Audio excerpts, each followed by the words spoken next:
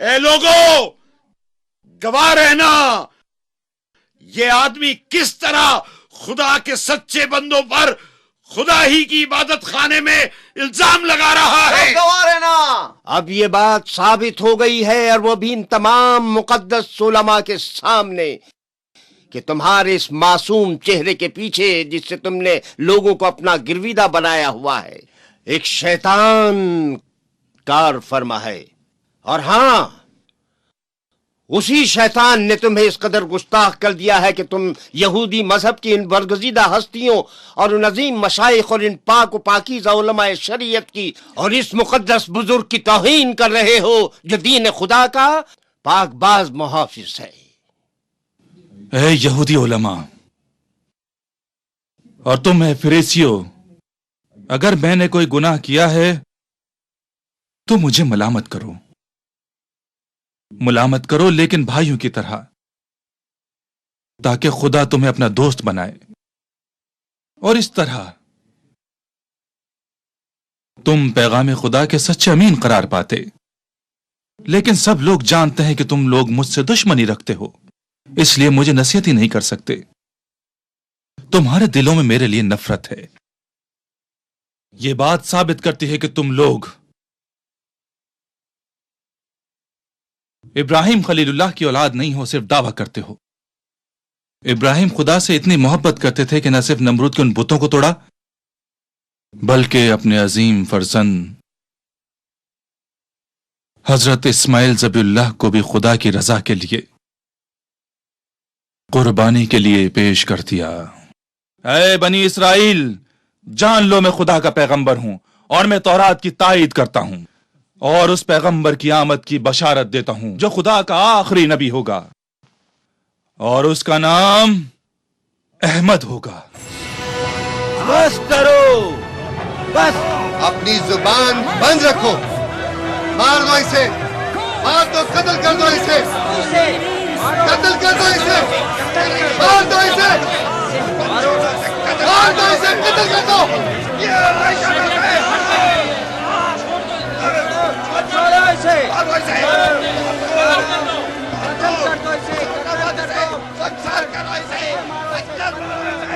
یہودی علماء کی شیطانی سازش کی وجہ سے عبادت گاہ میں موجود لوگ حضرت عیسیٰ علیہ السلام کے خلاف مشتعل ہو گئے۔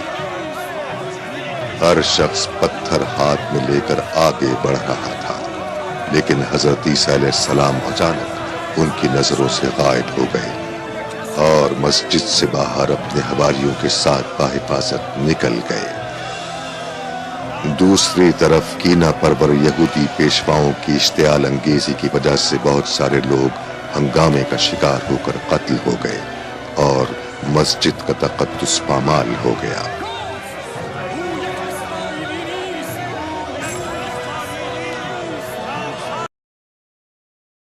عیسیٰ ابن مریم جو ہیں جی، اس پلانٹ ارتھ پہ ٹاپ کی جو ڈومیننٹ پرسنالٹیز ہیں نا جی، ان میں سے ایک ہیں، اس میں کوئی شک نہیں ہے۔ اتنی غیر معمولی پرسنالٹی ہے کہ اللہ تعالیٰ نے جس طرح کے معجزات عیسیٰ ابن مریم کو دیے کسی اور پیغمبر کو نہیں دیے، انکلوڈنگ اور پروفٹ صلی اللہ علیہ وآلہ وسلم۔ آپ صلی اللہ علیہ وآلہ وسلم کی جو اوور آل فضیلت تمام انبیاء کے اوپر وہ اسٹیبلش ہے، لیکن چند ایک خوبیاں ایسی ہیں جو اللہ تعالیٰ نے مختلف پیغمبروں میں بانٹ دی ہیں۔ مثلا موسیٰ علیہ السلام کو اللہ تعالیٰ نے وہ خوبی دی جو اور کسی پیغمبر کو نہیں دی، کہ اس پلانٹ ارتھ پہ ایک ہی شخص ہے جس سے اللہ نے کلام کیا، وَكَلَّمَ اللَّهُ مُوسَىٰ تَكْلِيمًا۔ باقی انبیاء کی طرف وہی آئی ہے۔ ہاں، شب معراج آسمانوں پہ ہمارے نبی کے ساتھ بھی ڈائریکٹ کلام ہوا ہے، لیکن اس دنیا پہ نہیں، شب معراج، وہ بھی آسمانوں پہ۔ موسیٰ علیہ السلام کو اللہ نے فضیلت دی۔ بخاری مسلم میں آیا ہے کہ قیامت والے دن سب لوگ ننگے اٹھائے جائیں گے، سب سے پہلے ابراہیم خلیل اللہ کو لباس پہنایا جائے گا۔ اب یہ وہ جزوی فضیلت ہے جو سیدنا ابراہیم علیہ السلام کو تمام انبیاء پہ حاصل ہے۔ حضرت آدم علیہ السلام کو بغیر ماں اور بغیر باپ کے اللہ تعالیٰ نے پیدا کیا. یہ فضیلت کسی پیغمبر کو بھی حاصل نہیں ہے. ہمارے نبی علیہ السلام کو صحیح مسلم میں آیا کہ اللہ تبارک و تعالیٰ نے جب شب معراج کے موقع پر انبیاء کرام کو جمع فرمایا یروشلم ایلیا میں بیت المقدس کے اندر، تو وہاں پر آپ نے امامت فرمائی انبیاء کرام علیہ السلام کی. یہ ایک اناؤنسمنٹ تھی اوور آل فضیلت کی، جو قرآن میں آیا تلک الرسل فضلنا بعضهم علی بعض. یہ اللہ کے رسول ہیں، بعض کو بعض پہ اللہ نے فضیلت دی ہے. یہ تفضیل بین الرسل یا عربی میں تفضیل بین الرسل، یہ عقیدہ عین ایمان ہے، اس میں کوئی کسی کو شک نہیں ہونا چاہیے. لیکن تفریق بین الرسل یہ کفر ہے، جو قرآن میں ہے لا نفرق بین احد منہم، ہم ان میں ایمان لانے میں کسی میں فرق نہیں کریں گے. ہمارے لیے عیسیٰ ابن مریم کو پیغمبر ماننا بھی اتنا ہی ضروری ہے جتنا کہ محمد رسول اللہ کو صلی اللہ علیہ وآلہ وسلم. وہ سورۃ النساء میں آیا کہ اگر کوئی شخص سٹارٹ میں پارہ نمبر 6 کے سٹارٹ میں سورۃ النساء میں کہ اللہ اور رسول میں بھی ایمان لانے میں فرق کرے یا رسولوں میں ایمان لانے میں فرق کر دے، وہ پکا کافر ہے. کہ ہم بعض پیغمبروں کو مانیں گے بعض کو نہیں مانیں گے، یا اللہ کو مانیں گے پیغمبروں کو نہیں مانیں گے، یا اپنے مرضی کے پیغمبروں کو مانیں گے باقیوں کو نہیں مانیں گے. جس طرح یہودیوں نے دیکھیں جیزس کرائسٹ کا انکار کر دیا اور کافر ہو گئے، حالانکہ پروفیسیز موجود تھیں ان کی کتابوں میں کہ ایک مسایہ آئیں گے. وہ مسایہ آئے، وہ ان کی حرام خوریوں کے اوپر مولویوں کو پادریوں کو بتاتے رہے، یروشلم میں لیکچرز دیتے رہے. لیکن وہی بات ہے کہ بھئی 80-90 سال کے جو بڈھے ہیں ان کے سامنے اگر ایک 25 سال کا کالی داڑھی والا نوجوان کھڑے ہو کے یہ کہے کہ حرام خوریاں چھوڑ دو، ٹھیک ہے، وہ تو کہتے تھے ہم تو بنی اسرائیل میں سے کسٹوڈین ہے، اس گدی کے اوپر بیٹھے ہوئے ہیں، ہیکل سلیمانی کے وارث ہم ہیں. اور ان کو حضرت عیسیٰ ابن مریم کے واز کیسے ہضم ہوں گے جبکہ وہ چن چن کے غلطیاں ان کی نکالتے تھے. میٹھی میٹھی باتیں تو نہیں طارق جمیسا والی انہوں نے کی ادھر، ورنہ تو سارے گلے لگا لیتے. وہ تو کہتے تم حرام خور ہو، سود خور ہو، اشرافیہ کے لیے تم نے اور قوانین بنائے ہوئے ہیں، عوام الناس کے لیے اور قوانین بنائے ہوئے ہیں، اپنے آپ کو کسٹوڈین کہتے ہو حضرت یعقوب علیہ السلام کی نسل کا، بنو اسرائیل کا، اور کرتوت تمہارے جو ہیں وہ شیاطین والے ہیں. سموچے اونٹ نکل جاتے ہو اور مچھر چھانتے رہتے ہو. اے لوگوں، گواہ رہنا یہ آدمی کس طرح خدا کے سچے بندوں پر خدا ہی کی عبادت خانے میں الزام لگا رہا ہے. گواہ رہنا اب یہ بات ثابت ہو گئی ہے، اور وہ بھی ان تمام مقدس علماء کے سامنے، کہ تمہارے اس معصوم چہرے کے پیچھے جس سے تم نے لوگوں کو اپنا گرویدہ بنایا ہوا ہے، ایک شیطان کار فرما ہے. اور ہاں، اسی شیطان نے تمہیں اس قدر گستاخ کر دیا ہے کہ تم یہودی مذہب کی ان برگزیدہ ہستیوں اور ان عظیم مشائخ اور ان پاک و پاکیزہ علماء شریعت کی اور اس مقدس بزرگ کی توہین کر رہے ہو جو دین خدا کا پاک باز محافظ ہے. اے یہودی علماء اور تم اے فریسیو، اگر میں نے کوئی گناہ کیا ہے تو مجھے ملامت کرو، لیکن بھائیوں کی طرح، تاکہ خدا تمہیں اپنا دوست بنائے، اور اس طرح تم پیغام خدا کے سچے امین قرار پاتے. لیکن سب لوگ جانتے ہیں کہ تم لوگ مجھ سے دشمنی رکھتے ہو، اس لیے مجھے نصیحت ہی نہیں کر سکتے. تمہارے دلوں میں میرے لیے نفرت ہے. یہ بات ثابت کرتی ہے کہ تم لوگ ابراہیم خلیل اللہ کی اولاد نہیں ہو، صرف دعویٰ کرتے ہو. ابراہیم خدا سے اتنی محبت کرتے تھے کہ نہ صرف نمرود کے ان بتوں کو توڑا، بلکہ اپنے عظیم فرزند حضرت اسماعیل ذبیح اللہ کو بھی خدا کی رضا کے لیے قربانی کے لیے پیش کر دیا. اے بنی اسرائیل، جان لو میں خدا کا پیغمبر ہوں، اور میں تورات کی تائید کرتا ہوں، اور اس پیغمبر کی آمد کی بشارت دیتا ہوں جو خدا کا آخری نبی ہوگا. और उसका नाम अहमद होगा। बस करो, बस। अपनी जुबान बंद रखो, मार दो इसे, मार दो, कत्ल कर दो इसे, कत्ल कर दो इसे, मार दो इसे, मार दो इसे, कत्ल कर दो।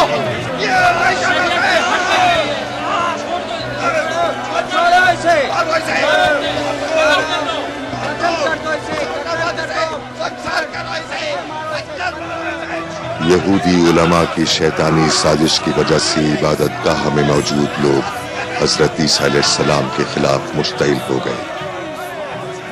हर शख्स पत्थर हाथ में लेकर आगे बढ़ रहा था, लेकिन हजरत ईसा अलैहिस्सलाम अचानक उनकी नजरों से गायब हो गए और मस्जिद से बाहर अपने हवारियों के साथ बाहिफाजत निकल गए। दूसरी तरफ कीना परवर यहूदी पेशवाओं की इश्तियाल अंगेजी की वजह से बहुत सारे लोग हंगामे का शिकार होकर कत्ल हो गए और मस्जिद का तकद्दुस पामाल हो गया।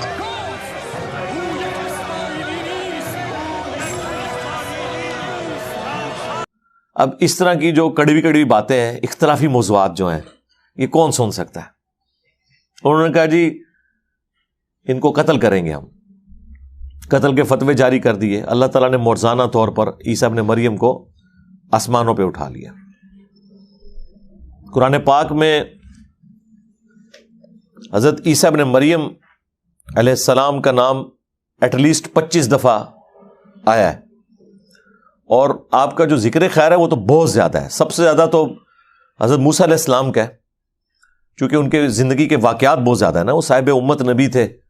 हजरत ईसा इब्न मरियम ने तो अपनी जिंदगी का थोड़ा हिस्सा ही गुजारा है और फिर अल्लाह ताला ने उन्हें आसमानों पे उठा लिया। हयात मसीह और नज़ूल मसीह अलैहिस्सलाम मेरी वीडियो देख लें, रिकॉर्डेड है, उसमें मैंने तफसील से गुफ्तगू इस हवाले से की है। तो यहूदियों ने उनका इनकार किया, गुमराह हो गए। ईसाइयों ने उनकी शान में गुलूफ किया, गुमराह हो गए। मुसलमान जो है हजरत ईसा इब्न मरियम के बारे में वही अकीदा रखते हैं जो एक अकीदा अल्लाह ताला को तौहीद के एतबार से मतलूब है। इसीलिए देखें कि चूंकि सबसे बड़ा एक रिलीजन प्लेनेट अर्थ पे उस वक्त क्रिश्चियनिटी था जब नबी इस्लाम तशरीफ लेके आए। आज भी है लेकिन वो नाम निहाद ही रह गया। उस वक्त तो वाकई वो प्रैक्टिसिंग थे और फिर नबी इस्लाम के बाद भी कई सौ साल तक मुसलमानों की जंगें उनसे होती रही हैं। फिर सलीबी जंगों का सिलसिला शुरू हुआ। वो बुनियादी यानी मजहब थी। आज तो उस तरह ये लोग मजहबी नहीं रहे, सेकुलर हो चुके हैं और अक्सर ये तो एथियस्ट हो चुके हैं। लेकिन उस वक्त तो ये बहुत मजहबी लोग थे, इसलिए कुरान पाक में नबी इस्लाम को बाकायदा एजुकेट किया गया। सूरह आल इमरान का जो स्टार्ट है, आलमोस्ट 70-80 आयात जो हैं वो नबी इस्लाम को नजरान के जो पादरी थे उनके आने से पहले एजुकेट किया गया, क्योंकि उन्हें तो समझ आ गई थी कि ये कोई दावत खड़ी हुई है। तो वो वफ्द पूरा लेके आए थे ये कंफर्म करने के लिए कि ये वाकई अल्लाह के पैगंबर हैं या नहीं है। तो आप देख लें नबी इस्लाम ने सारे दलाइल रखे, उसके बावजूद वो जब बात नहीं माननी किसी ने तो टामक टोइयां करनी शुरू कर दी। आज भी आप देख लें मौलवियों के सामने आप आयात रखें, हदीस रखें, कोई नहीं बात मानते। ये एटीट्यूड वही है जो उलमा यहूद का, उलमा नसारा का था। चूंकि नबी इस्लाम को तो अल्लाह ने मनवाना था, तो फिर सूरह आल इमरान में 61 नंबर आयत नाजिल हुई कि नबी अब आखिरी हाल यह है कि इनके साथ मुबाहला किया जाएगा। और ये नबी नहीं करना होता है, ज़ाहिर है नबी को तो अल्लाह ने मनवाना है ना दुनिया पे। मेरा और आपका काम नहीं है कि हम जाके मोबाइल करें। यहां पे लोग मोबाइलों का एक दूसरे को चैलेंज करते रहते हैं। भाई हमने तो गिवन सर्कमस्टांसेस में जो पैगंबर की बात है वो सामने रखनी है। किसी को मोबाइल करने का शौक है, जाके हिंदुओं से मोबाइल करो, क्रिश्चियन से करो, उनसे तो कोई नहीं करता। मुसलमान एक दूसरे को चैलेंज दे रहे होते हैं कि जी मेरे साथ मोबाइल करो, अंदाजा करो। तो ये स्पेसिफिकली नबी का एक खासा है और वो अल्लाह तबारक व तआला ने ऐसा रोब डाला जब सूरह आल इमरान की आयत नंबर 61 नाजिल हुई कि नबी इनसे फरमाओ कि अपने बेटों को तुम ले आओ, हम भी अपने बेटों को ले आते हैं, तुम भी अपनी औरतों को ले आओ, हम भी अपनी औरतों को ले आते हैं, तुम खुद आ जाओ, हम भी खुद आते हैं। और फिर खुले मैदान में अल्लाह के हुजूर गिड़गिड़ाते हैं कि जो झूठा है اس پہ اللہ کی لعنت ہو. تو نبی الاسلام صحیح مسلم میں پھر اس کی تفصیل ہے، قرآن میں تو اتنا ہی موجود ہے، مسلم شریف میں آیا کہ نبی الاسلام پھر سیدنا علی، حسن، حسین اور سیدہ فاطمہ کو اپنے ساتھ لے کر علیہم السلام اجمعین مباہلے کے لیے گئے.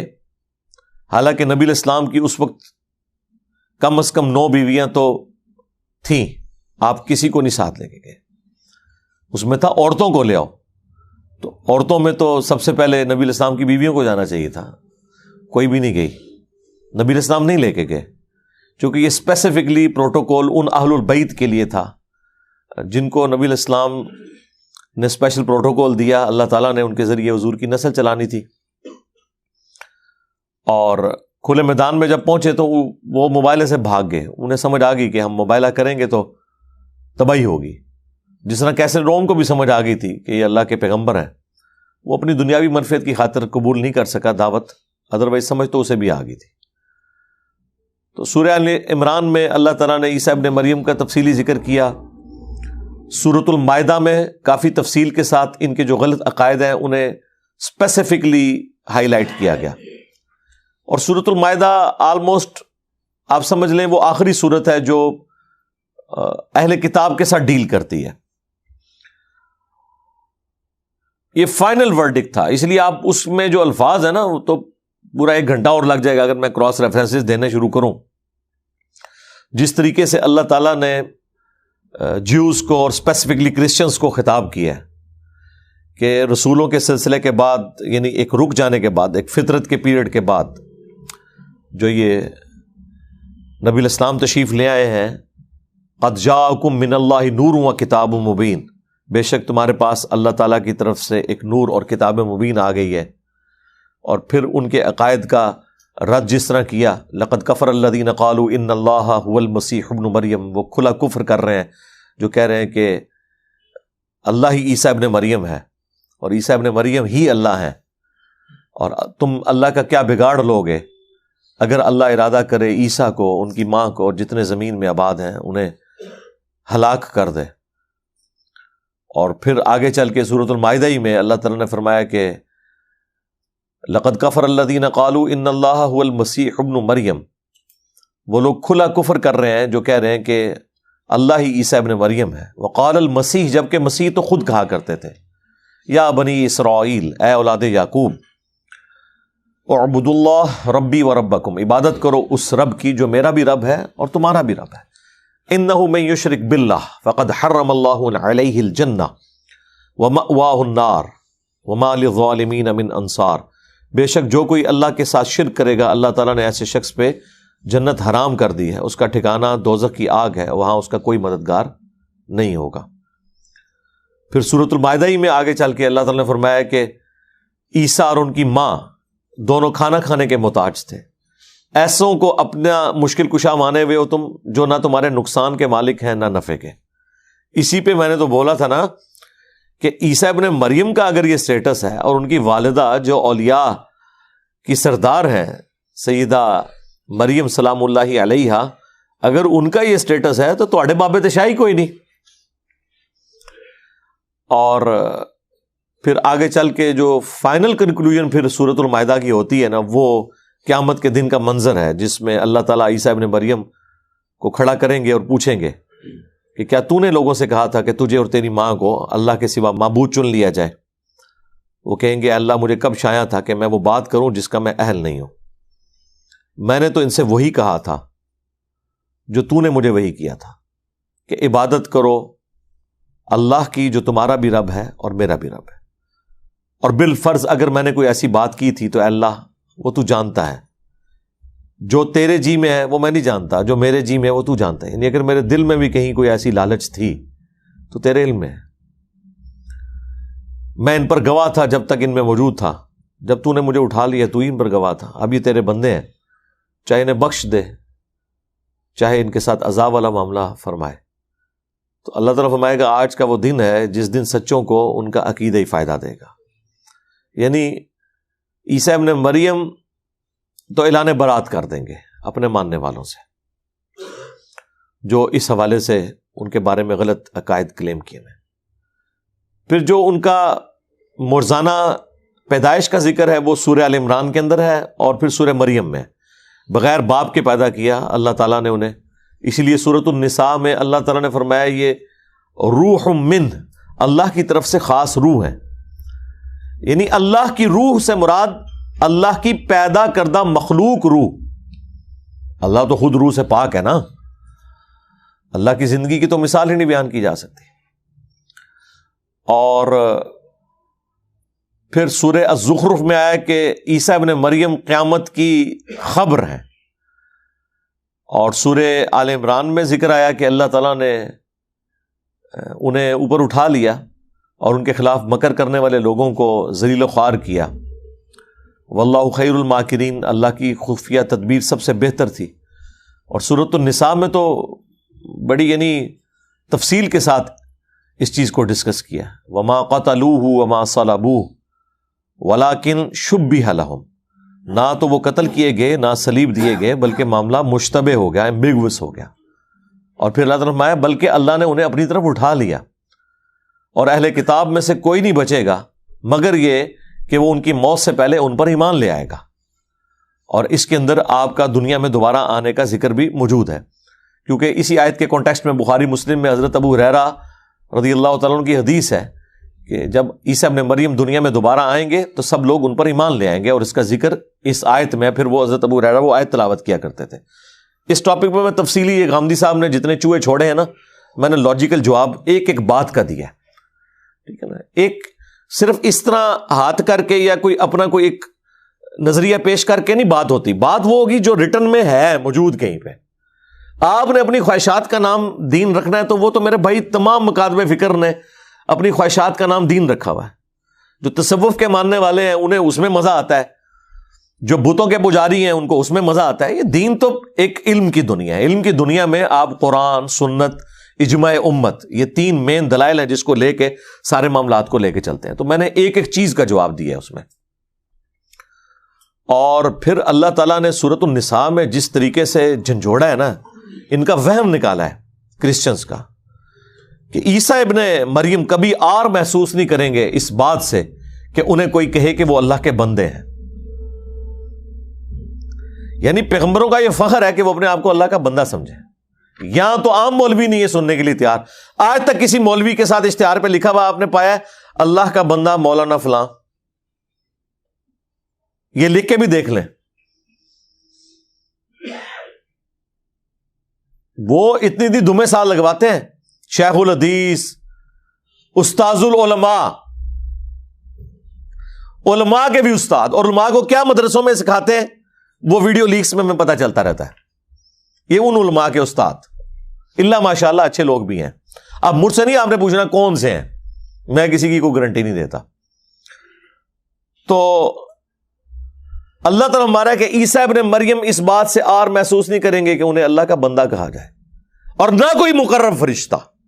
اور یہاں پہ اللہ نے اکتفا نہیں کیا سورہ نساء میں. پھر اللہ تعالیٰ نے فرمایا اگر کوئی اس بات سے آر محسوس کرے گا نا کہ وہ اللہ کا بندہ ہے، یعنی وہ کوئی اور ہی کچھ بننا چاہتا ہے، تو قیامت والے دن ہم ان کو پھر جمع کر لیں گے. اور جو لوگ بھی اگر اس قسم کے ہوں گے اللہ تعالیٰ فرماتا ہے ہم انہیں عذاب دیں گے. لیکن یہ سمجھانے کے لیے تھا، یہ نہیں تھا کہ پریکٹیکلی انبیاء کے کیس میں ایسا ہونا ہے. بیسیکلی انبیاء کو سینٹر کرتے ہوئے اللہ تعالیٰ باقی لوگوں تک میسج پہنچاتا ہے کہ تجھے تو شاہی کوئی نہیں. یہ بتانا چاہ رہا ہوتا ہے کہ اگر انبیاء کا یہ سٹیٹس ہے نا تو تجھے تو شاہی کوئی نہیں، تو اڈے بابے شاہی کوئی نہیں. اگر انبیاء کے لیے ہم یہ بات کر رہے ہیں. پھر سورہ المائدہ میں اور سورہ آل عمران کے اندر جو غیر معمولی معجزات عیسیٰ ابن مریم کے آئے ہیں، یعنی مردوں کو زندہ کر دینا اللہ کے اذن سے، اور جو اندھے تھے، کوڑی کے مریض تھے، ان کو شفا دے دینا اللہ کے اذن سے، اور پھر مٹی کی مورت وہ بناتے تھے اور اس میں پھونک مارتے تھے اور وہ اللہ کے اذن سے پرندہ بن جاتی تھی. یہ بڑے غیر معمولی معجزات ہیں. یہ کسی اور پیغمبر کے حق میں نہیں ہے جو عیسیٰ ابن مریم کو، کیونکہ اللہ تعالیٰ نے فرمایا کہ ہم سورہ مریم میں اور آل عمران میں کہ مریم کو پہلے بشارت دی تھی کہ ہم تجھے اور تیرے اس بچے کو جہان والوں کے لیے نشانی بنائیں گے. یعنی یہ اتنی ایکسٹراآرڈنری پرسنالٹی، پیدائش معجزانہ، دنیا سے اٹھایا جانا معجزانہ، اور معجزات تو بے شمار، اور پھر دنیا میں دوبارہ تشریف لانا، یہ بھی ایک معجزانہ بات ہے۔ کوئی شخص جو دنیا سے چلا گیا وہ واپس نہیں آئے گا، چونکہ وہ بغیر موت کے گئے ہوئے ہیں، اس لیے وہ قرآن کا رول نہیں ٹوٹتا۔ قرآن میں جو سورہ یاسین میں یا سورہ الواقعہ میں آیا نا کہ جو مر گیا وہ واپس نہیں آئے گا، جو موت کے ساتھ دنیا سے گیا۔ عیسیٰ ابن مریم موت کے ساتھ نہیں گئے، وہ زندہ اٹھائے گئے، اس لیے واپس آئیں گے، اور پھر 40 سال تک یہاں پہ رہیں گے۔ جامع ترمذی میں حدیث ہے کہ وہ قبر رسول کے ساتھ دفن ہوں گے۔ بخاری مسلم میں حدیث ہے صلیب کو توڑ دیں گے، خنزیر کو قتل کر دیں گے، جزیہ موقوف کر دیں گے، دنیا میں امن ہو جائے گا، اور کرسچنز اسلام قبول کر لیں گے۔ اور کرسچنز بھی اسی انتظار میں کہ انہوں نے دنیا میں آنا ہے، اور مسلمان بھی اسی انتظار میں، سب کوئی یعنی اپنے اپنے اعتبار سے امید ہے۔ اب مجھے بتائیں کسی مسلمان کو 1% بھی کبھی وہم آتا ہے کہ یہ جو کرسچنز امید لگا کے بیٹھے ہوئے ہیں کہ ان کی مرضی کے مطابق وہ یہاں پہ وہ 3 خداؤں کا عقیدہ پھیلائیں گے، کیا کسی مسلمان کو وہم بھی آتا ہے کہ یہ لوگ ٹھیک کہہ رہے ہیں 2.25 ارب؟ نہیں آتا نا۔ بس سرکار 2.25 ارب کرسچنز اگر آپ کو غلط عقیدہ عیسیٰ ابن مریم کے بارے میں بتائیں تو ایک جاہل مسلمان بھی ماننے کے لیے تیار نہیں ہے، اگرچہ وہ تعداد میں 2.25 ارب ہے، مسلمانوں سے بھی زیادہ ہیں۔ تو سرکار آپ کے فرقہ تو کوئی بھی 2.25 ارب نہیں ہے، آپ تو ٹوٹل 1.25 ارب ہیں، ان میں بھی فرقے بنائے تو کروڑوں میں ہے۔ تو آپ کے کروڑوں فرقوں اور ان کے لاکھوں علماء کی وجہ سے اگر کوئی مجھے کہے کہ نبی علیہ السلام کے بارے میں آپ نے یہ عقیدہ رکھنا ہے، مروی کو فرق نہیں پہنتا، میں تو وہی مانوں گا عقیدہ جو قرآن و سنت میں لکھا ہوا ہے۔ جس طرح کہ عیسیٰ ابن مریم کے بارے میں قرآن و سنت میں جو عقیدہ لکھا ہوا ہے اس کے خلاف 2.25 ارب کرسچنز کا دعویٰ آپ جوتے کی نوک پہ رکھتے ہیں۔ آپ کہتے ہیں نہیں یہ قرآن و سنت کے خلاف ہے، قرآن تو واضح ہے، قل هو اللہ احد اللہ الصمد لم یلد ولم یولد ولم یکن لہ کفوا احد۔ قرآن تو واضح ہے اس عقیدے میں کہ اللہ کا نہ کوئی بیٹا ہے اور نہ اس کا کوئی باپ ہے، اور پھر سورہ مریم میں جس شان سے آیا کہ قریب آسمان پھٹ پڑے اور زمین شک ہو جائے اور پہاڑ ریزہ ریزہ ہو جائیں، ان دعوا للرحمن ولدا، کہ انہوں نے رحمان کے لیے بیٹا تجویز کیا، تو آپ کہتے ہیں ہم تو قطعاً ماننے کے لیے تیار نہیں ہیں۔ تو بھائی 2.25 ارب لوگوں کی چیخو پکار آپ سننے کے لیے تیار نہیں ہیں، تو آپ کروڑوں میں بھی ہو، ہم آپ کی چیخوں کو کبھی خاطر میں نہیں لائیں گے۔ رسول اللہ کے بارے میں کوئی ایسا عقیدہ رکھنے کے اعتبار سے جو نبی علیہ السلام کی تعلیم کردہ تعلیمات قرآن و سنت کی شکل میں جو ہمارے پاس موجود ہیں ان کے خلاف ہو، سمپل ہے۔ آلریڈی یہ بھی تو یہی کچھ کر رہے ہیں نا، سارے مسلمان یہی کر رہے ہیں۔ تو ان لوگوں کی دھونس جس طرح آپ پہ اثر نہیں کرتی، اس طرح آپ کے علماء کی دھونس بھی ہم پہ کوئی اثر نہیں کرتی۔ میں نے اس لیے بارہ کہا ہے کہ جن بابوں کے بارے میں آپ کا عقیدہ ہے نا یہ قبر سے بھی نکل آئے اور ہم سے کلام بھی کرنا شروع کر دیں، تب بھی ہم کہیں گے حق وہ ہے جو قرآن و سنت میں لکھا ہوا ہے۔ سیدھی سی بات ہے، ویسے ایسا ہوگا نہیں ہے، نکلتے ہی غائب کر دیں گے انہیں، لا حول ولا قوت الا باللہ پڑھ کے، ٹھیک ہے۔ لیکن میں یہ سمجھانے کے لیے کہہ رہا ہوں کہ اگر ایسا ہو بھی جائے تو کوئی فرق نہیں پڑتا۔ یہی تو امتحان ہے آپ کے لیے کہ آپ نے قرآن و سنت کو ماننا ہے یا دجال کے فالوورز کی طرح آپ نے شعبدہ بازیوں سے امپریس ہونا ہے۔ وہ دجال کے پیچھے جتنے لگیں گے وہ شعبدہ بازیوں سے امپریس ہوں گے نا۔ اور جو بخاری مسلم میں وہ کامل الایمان مومن کا ذکر ہے کہ وہ آئے گا سامنے اور کہے گا تو دجال ہے کیونکہ مجھے میرے نبی کا فرمان پہنچا ہے۔ وہ تو نہیں کہے گا منو حضور نے خواب ہی آ کے دسیا یا میں کشف کے ذریعے دیکھا ہے، فرمان کو لے کے چل رہا ہوگا، حدیث کو لے کے چل رہا ہوگا۔ تو آج بھی جو قرآن و سنت کو لے کے چل رہے ہیں وہی الحمدللہ حق پہ ہیں، کیونکہ اللہ تعالیٰ نے اس دین کی حفاظت کی ذمہ داری لی ہے، اور قیامت تک کے لیے انشاءاللہ تعالیٰ یہ دین قائم رہے گا اسی طریقے سے اپنی سچائی کے ساتھ۔ اور بخاری مسلم میں حدیث ہے میری امت کا ایک گروہ قیامت تک حق پہ قائم رہے گا، کوئی نقصان پہنچانے والا انہیں نقصان نہیں پہنچا سکے گا، وہ غالب ہی رہیں گے۔ غالب سے مراد ہے اپنے دلائل میں، کیونکہ اس حدیث کے اوپر امام بخاری نے باب باندھا ہے کہ اس گروہ سے مراد ہے ہوا اہل العلم، جو اہل علم ہے. تو علم تو دیکھ لیں ان کی موت ہے، ذرا سی علمی بات کریں. یقین کریں یہ میں کوئی تکبر کے طور پہ بات نہیں کر رہا، میں آپ کو ریئل اپنی کیفیت بتا رہا ہوں. میری کوشش ہوتی ہے کہ میں مخالف علماء کی نا ویڈیوز لگا کے نا سنوں کہ یہ کیا کہتے ہیں. تو جب کبھی بھی میں نے کوئی ویڈیو لگائی ہے نا تو 5 منٹ کے بعد نہ میں بند کرنے پہ مجبور ہو جاتا ہوں. نہ کوئی آیت پیش کرتے ہیں، نہ کوئی حدیث پیش کرتے ہیں. ہمارے نزدیک یہ ہے. اب مجھے بتائیں جب کوئی ایسا بیان کر رہا ہے تو آپ کو کوفتی ہوگی. پھر اینڈ پہ میں اپنی ویڈیو خود ہی لگا کے بیٹھ جاتا ہوں اور پھر میں اسے انجوائے کرتا ہوں.